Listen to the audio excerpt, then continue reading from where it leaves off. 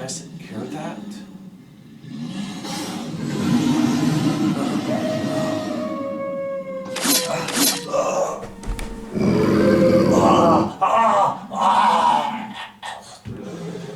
Ladies and gentlemen, welcome back to another episode of the Supernatural Files, while we dive into the unexplained and the supernatural world itself. Today we are venturing into the Hellhounds. A song that made them famous was Robert Johnson, Hellhound on My Trail.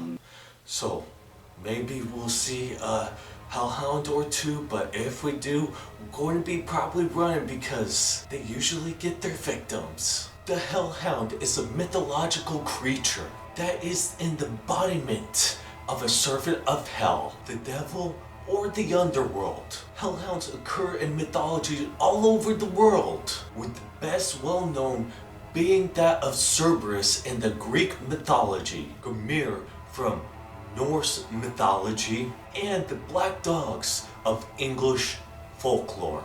And we can't forget about the fairy hounds from the fairy realm. Physical characteristics may vary, but they are commonly black and vastly overgrown, supernaturally strong, and often have red eyes or are accompanied by a body of flames. While considered a bad omen, the hellhound has often helped many as well. The supernatural dog was said to warn people of danger and protect them when they needed it. The dog is very loyal to those who call upon it and is said to be very watchful. While the creatures are often known as evil, they are not as evil as one would suggest. However, encountering one may signal the end of a person's life. Let's get into why they are such an omen of death. Seeing a hellhound or hearing one howl may be an omen or cause one to die. Hellhounds are called the bearers of death because they were supposedly created by ancient demons to serve as heralds of death. According to legend, seeing one leads to a person's death. Sometimes, if you see one, you might be on your way to death. But there have been occurrences where that hasn't been the case. In some sightings, it requires seeing it 3 times for the curse to take effect and actually kill you. These factors make the hellhound a symbol, bad things that are about to happen.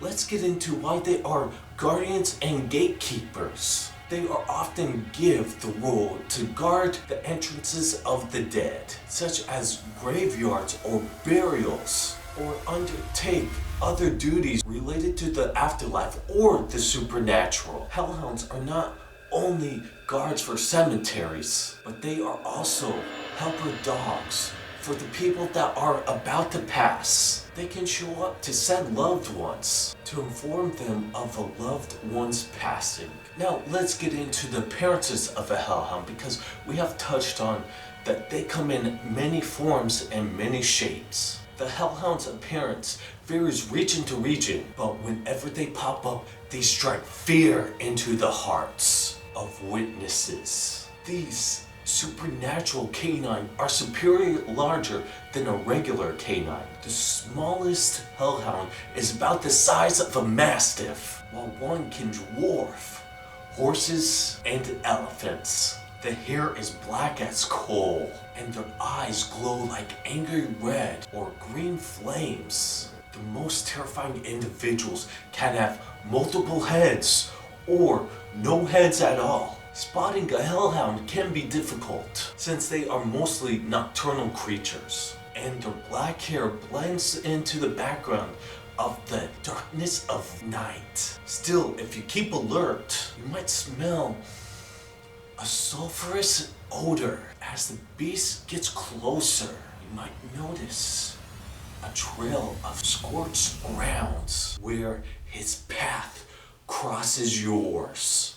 Now let's get into their personality. Despite their ferocious appearance, most hellhounds are more mysterious than hostile. They rarely attack humans unless they are provoked. In fact, if you even wanted to fight one, it would probably run away or disappear into the night before you had a chance to launch your attack. In some stories, hellhounds are devoted valiants or guardians. They might be assigned to guard a sacred treasure or grounds in which they will spend an eternity over their charge. Again, they will only attack if provoked. But if you put one toe close to their treasure, it might be the last one you ever take. Unlike their three cousins, a guardian hellhound will never back down or run away from a fight. In a few rare cases, hellhounds have been seen escorting the souls into the afterlife to protect them from whatever is lurking around in the dark.